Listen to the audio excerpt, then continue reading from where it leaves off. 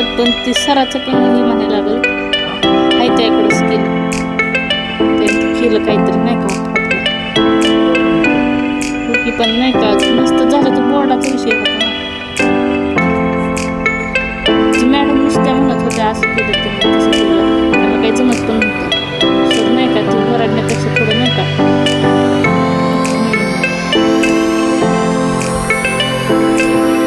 नंतर तिचा चेहरा पडलेला व्हायचं नाही का, म्हणून लगेच हसत खेळत करायला